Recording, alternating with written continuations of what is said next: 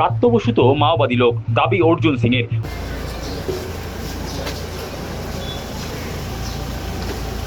শুক্রবার টিটাগড় জেলা কার্যালয়ে সাংবাদিক বৈঠকে গেরুয়া শিবিরকে তীব্র নিশানা করেন রাজ্যের শিক্ষামন্ত্রী ব্রাত্য বসু।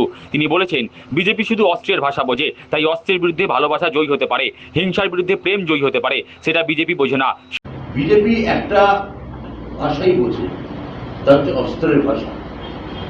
এর অস্ত্রের ভাষার বিরুদ্ধে যে ভালোবাসার ভাষা একটা হতে পারে, অস্ত্রের বিরুদ্ধে যে ভালোবাসা জয়ী হতে পারে, হিংসার বিরুদ্ধে যে প্রেম জয়ী হতে পারে, যে চৈতন্যদেবের কথা আমার মাননীয় সাংসদ বললেন, তার মূল কথাই ছিল এক ধরনের সামাজিক বিন্যাসের ক্ষেত্রে রেজিস্ট্যান্স ঘটানো, এবং সেই রেজিস্ট্যান্স তৈরি হচ্ছে, তার মূল দর্শনই হচ্ছে ভালোবাসা। শিক্ষামন্ত্রীর এহেন মন্তব্যের পাল্টা জবাব দিলেন ব্যারাকপুরের প্রাক্তন সাংসদ অর্জুন সিং। শনিবার জগদ্দলের মজদুর ভবনে সাংবাদিকদের মুখোমুখি হয়ে প্রাক্তন সাংসদ অর্জুন সিং শিক্ষামন্ত্রীকে নিশানা করে বলেন, ব্রাত্য বসু তো মাওবাদী লোক, উনি তো জ্ঞানেশ্বরী ট্রেন দুর্ঘটনায় শশধর মাহাতোকে ব্যাকআপ দেওয়া লোক, তাছাড়া ওরা তো অস্ত্র ভাষাই জানে। ব্রাত্য বসু তো মাওবাদী লোক, ওরা তো জ্ঞানেশ্বরী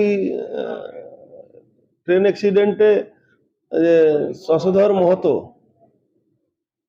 মাহাতোকে ব্যাকআপ দেওয়ার লোক আছে। ও অস্ত্র ভাষা জানে না, ওরা তো অস্ত্র ভাষাই জানে। এদিন তিনি দাবি করেন, মমতা ব্যানার্জি বাংলাকে যে জায়গায় পৌঁছে দিয়েছে তাতে সনাতনীদের বাঁচার একমাত্র উপায় অস্ত্র রাখা। পদ্ম শিবিরের এই লড়াকু নেতার বক্তব্য, মুর্শিদাবাদে বাবা ছেলেকে নৃশংসভাবে হত্যা করা হয়েছে। হরগোবিন্দ দাস ও তার পুত্র চন্দন দাস সিপিএম করত, অর্থাৎ যারা ভোটের সময় নো ভোট টু বিজেপি বলে থাকেন, সেই দল ওনারা করতেন। সনাতনীদের উদ্দেশ্যে তার পরামর্শ, নিজেদের রক্ষার্থে অস্ত্র রাখতেই হবে। মমতা ব্যানার্জি পশ্চিমবাংলাকে যে জায়গা নিয়ে যাচ্ছে, সনাতনী হিন্দুদেরকে বাঁচার জন্য একটাই রাস্তা আছে, তাকে অস্ত্র নিয়ে থাকতে হবে, নাহলে বাঁচতে পারবে না। যে অবস্থায় চন্দন দাস আর হরগোবিন্দ দাসের খুন হলো, সে কি বিজেপি করত, কংগ্রেস করত, সিপিএম করত?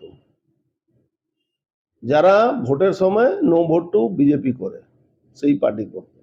যখন খুন হলো তখন তো এটা দেখলো না কি সিপিএম করে, আর কিভাবে নৃশংসভাবে খুন করেছে। এরপরেও যদি জ্ঞান না হয়, এরপরেও যদি নিজের রক্ষার জন্য, সুরক্ষার জন্য মানুষ অস্ত্র না রাখে, আমাদের তো সনাতন ধর্মে বলাই আছে, আমাদের তো ঠাকুর দেবতা সব অস্ত্র নিয়েছে, আমি তো পুজো করবো না। রাজ্যের শিক্ষামন্ত্রীকে আক্রমণ স্থানীয় বিজেপি নেতা অর্জুন সিং বলেন, উনি তো কামাইনিস্ট লোক ছিলেন, কেন্দ্রীয় সরকারের টাকায় ওনাদের নাট্য একাডেমি চলে, ক্ষমতা থাকলে কেন্দ্রের টাকা নেওয়া বন্ধ করে দিক। ওর থেকে জ্ঞান নিতে হবে। তার কোনো জাতি নেই, কারণ ধর্ম নেই। কমিউনিস্ট একটা লোক, কমিউনিস্ট মানে কামাইনিস্ট লোক, কামাই করা লোক। ওর কি আছে ছিল? ও নাটক এখনো কেন্দ্রীয় সরকারের পয়সা দিয়ে নাটক কোম্পানি চলে ওদের। এই নাট্য একাডেমি কেন্দ্রীয় সরকারের পয়সা দিয়ে চলে। ব্রাত্য বসু, যদি তোমার ক্ষমতা থাকে সেই পয়সাটা ফেরত দিয়ে দাও। তোমার যে এই কোম্পানিগুলো চলছে, যে নাটকগুলো করছো, নাটকের পয়সা নিয়ে কেন্দ্রীয় সরকারের পয়সা নিয়ে ফুর্তি করছো, সেই টাকাটা নেওয়াটা বন্ধ করো। রাজ্যের সীমান্তবর্তী অঞ্চল নিয়ে উদ্বেগ প্রকাশ করলেন গেরুয়া শিবিরের লড়াকু নেতা। তার বক্তব্য, রাজ্যের 9টা জেলাতে সীমান্তবর্তী এলাকায় 50 কিমির মধ্যে বিএসএফ এর ক্যাম্প করা উচিত। কেন্দ্রের তরফে সীমান্তবর্তী সমস্ত এলাকায় কাঁটাতারের বেড়া দেওয়া উচিত। তার কথায়, বাংলার সনাতনীরা এখন খুব বিপদের মধ্যে আছেন, কেন্দ্রের দায়িত্ব সনাতনীদের রক্ষা করা। মোদিজি ছাড়া সনাতনীদের আর কে বাঁচাবে? 9টা জেলাতে যারা বর্ডারিং জেলা আছে, বর্ডারের জেলা আছে, 9টা জেলাতে বিএসএফ 50 কিলোমিটার মধ্যে ক্যাম্প করা উচিত। তো কেন ক্যাম্প হচ্ছে না বা হবে না? কেন ফেন্সিং হবে না? নিশ্চিতভাবে করতে হবে কেন্দ্রীয় সরকারকে। কেন্দ্রীয় সরকারের দায়িত্ব আছে, পশ্চিম বাংলা হিন্দু সনাতনীরা বিপদে আছে। কেন্দ্রীয় সরকারের উপরে আমাদের বিশ্বাস আছে সনাতনীদের। তারা ভাবে আমাদের একটা গার্জিয়ান আছে মোদিজি, তো যদি উনি না বাঁচান তো কে বাঁচাবে আমাদের? তার দাবি, ওপার বাংলায় 28% থেকে 4% দাঁড়িয়েছে সনাতনীরা। অত্যাচারের করবেন এপার বাংলার সনাতনীরা পালিয়ে ভিন রাজ্যে চলে গেছেন। আমডাঙ্গার 5000 সনাতনী উত্তরপ্রদেশে গিয়ে চিকিৎসা করেন, অনেকে আবার ব্যবসাও করেন। দিল্লিতে গিয়ে প্রচুর সনাতনী চুটি ব্যবসা করছেন। বাঙালি হিন্দু মানুষ, নিরীহ মানুষ আছে, তারা ভগবান কৃষ্ণের রাসলীলা রূপটাকে পুজো করেন, তারা চক্রধারী কৃষ্ণকে পুজো করেন না। তাহলে একদিনের মধ্যে সব চেঞ্জ হবে না। আজকে তার জন্য 28% থেকে 4% বাংলাদেশে হয়ে গেছে।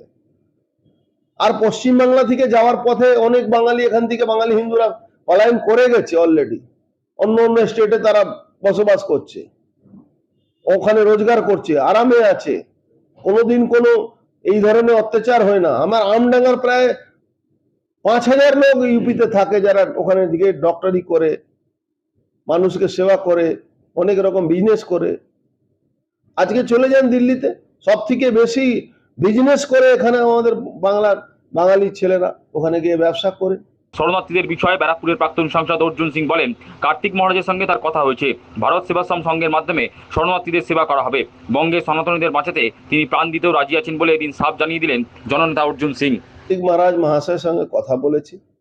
আমরা ভারত সেবা আশ্রমকে আমি নিজের তরফ থেকে আমরা এখানে কন্ট্রিবিউট করব, ওনাকে দিয়ে আমরা ওখানে সাহায্য প্রদান করাবো। আমরা চেষ্টা করছি, উনি আমাকে সময় দেবেন 2-1 দিনের মধ্যে। কেন আমাদের হিন্দুদেরকে বাঁচাতে হবে, আর মুখে শুধু না, সব দিক থেকে বাঁচাতে হবে, শুধু মুখে বলবো না।